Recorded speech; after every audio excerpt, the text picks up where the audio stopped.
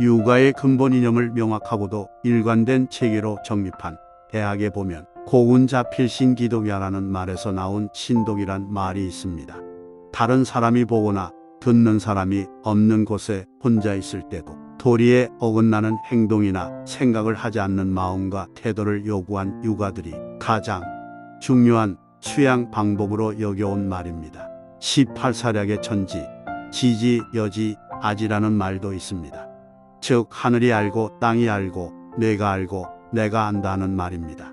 역사를 보면 중국 후한 왕조는 창건한 지 100년이 지난 2세기 초부터 황관과 외척이 권력을 장악한 후 전횡을 일삼아 정치가 문란해 매우 혼란스러웠습니다. 바로 그때 청렴하기로 이름이 난 한 사람이 있었으니 동래군의 태수를 지낸 양진이라는 사람입니다. 그는 어린 시절부터 학자로서 명성을 떨쳤으며 박학하고 청렴결백하여 50살에야 비로소 벼슬길에 올라 재상과 같은 지위인 삼공까지 올랐습니다. 그는 당시 사람들로부터 관서의 공자라는 칭송을 받았습니다. 후한 안제 때 그가 동래군 태수로 임명되어 부임하러 가는 도중에 창업이란 고을에 묵게 되었는데 그가 돌봐준 바 있는 현령 왕밀이 찾아왔습니다.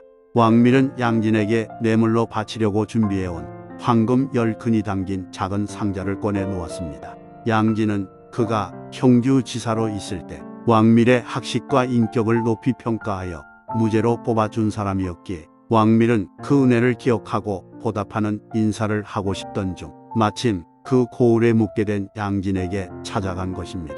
양진이 이를 받기를 거절하자 왕밀이 말하기를 날이 한밤중입니다. 보는 사람이 없고 나리와 저하고 단둘만이 아는 일입니다 하자 양진은 아무도 모르다니 먼저 하늘이 알고 땅이 알고 그대가 알고 내가 알고 있지 않은가 하자 왕밀은 부끄러워 그대로 돌아갔다고 합니다. 쥐도 새도 모르게 한 비밀스러운 일도 지켜보는 이는 적어도 넷이나 있다는 것입니다. 몇 해 전 TV에서 이경규 코미디언이 자정이 되는 한밤중에 교통신호를 잘 지키는 첫 번째 운전자에게 양심냉장고를 주는 프로가 있었습니다. 아주 깊은 밤에 인적이 드문 조그마한 시골길 건널목에서 빨간불이 들어오면 신호를 지키는 사람은 누구일까요? 산기슭 조그마한 건널목의 PD와 이경규는 드문드문 다니는 차량을 숨어서 지켜보았습니다. 건널목에 건너는 사람이 없으니까 빨간불인데도 멈추지 않고 차들은 마구 달렸습니다. 밤 12시 지나 새벽 2시가 지나도 멈추는 차는 한 대도 없었습니다. 숨어서 보던 그들은 지쳐가는데 새벽 4시경 프라이드 한 대가 빨간불이 켜지자 아무도 보는 사람이 없는데 횡단보도 정지선에 섰습니다. 이경규와 PD는 놀라며 차량 쪽으로 뛰어갔습니다. 어디를 다녀오시는 거냐고 물었더니 부인과 함께 인형을 팔고 온다고 했습니다. 부부는 둘 다 뇌성마비였습니다. 이경규는 교통복귀에 대해 물었습니다. 그들은 얼얼한 말투로 우리는 누가 보든지 안 보든지 교통복귀를 지킵니다. 라고 말했습니다.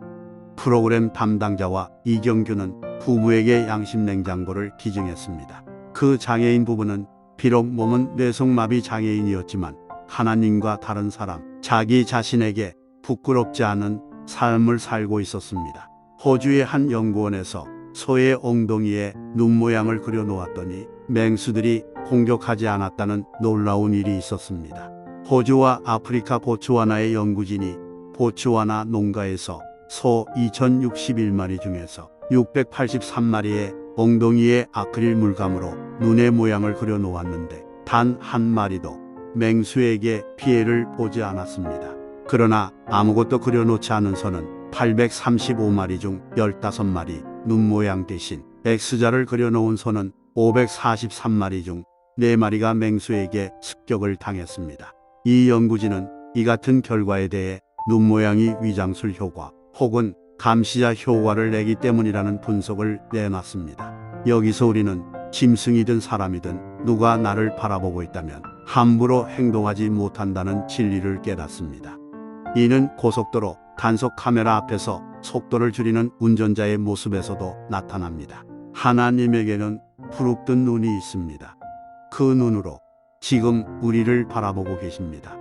이렇게 하나님의 눈길을 의식하며 사는 것을 신전의식 즉 호람대오라 합니다. 자신이 하나님 앞에 있다는 사실을 한시 반시도 잊지 않고 그것을 의식하는 삶을 의미합니다. 종교개혁자 존 칼빈의 모토는 호람대오였습니다. 존 칼빈은 하나님 앞에서 나의 마음을 당신을 위하여 기꺼이 즐겁게 드리기를 원합니다라는 일생의 목표를 지니고 살았습니다. 그 이후 호람대오라는 이 슬로건은 모든 개신교의 신앙 고백이자 양심 선언이 되었습니다. 호람대오 정신을 기독교 시인 윤동주의 서시에서는 하늘을 우러러 한 점 부끄러움 없기를 입새에 이는 바람에도 나는 괴로워했다라고 표현합니다. 호람대오의 정신이 탁월한 사람은 요셉이었습니다. 요셉은 동침하자고 유혹하는 주인의 아내에게 주인이 집안의 모든 것을 나에게 맡기고 아무것도 간섭하는 일이 없으니 이 집에는 나만큼 고난을 가진 사람이 없습니다. 주인은 나에게 아무것도 금하지 않았지만 당신만은 금하셨습니다. 이것은 당신이 그의 아내이기 때문입니다. 그런데 내가 어떻게 감히 이런 악한 짓을 하여 하나님께 죄를 범할 수 있겠습니까? 라고 말합니다. 요셉이 그때 하나님의 면전의식을 갖지 않았다면 혹시 주인은 속일 수 있었을지 몰라도 하나님은 결코 속일 수 없었을 것입니다. 하나님이 마음 아파 고개를 돌리실 일을 결코 보여주고 싶지 않았습니다.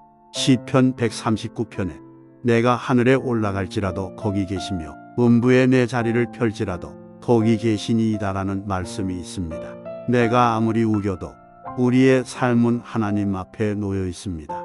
우리는 사람들 앞에서 살지만 결국 하나님 앞에서 사는 사람임을 잊지 말아야 합니다. 미국의 16대 대통령인 링컨은 거짓은 잠깐 통할 수는 있으나 영원히 통할 수는 없다. 속이고 감추려 해도 진실은 반드시 드러난다 하며 진실의 힘을 강조했습니다. 우리는 살아계신 하나님을 믿습니다. 그렇다면 우리의 삶 속에서 얼마나 하나님 앞에서라는 신전의식으로 경건에 힘쓰고 있습니까? 하나님 앞에서 사업합니까? 하나님 앞에서 공부합니까? 하나님 앞에서 일합니까? 하나님 앞에서 신앙생활을 하고 계십니까?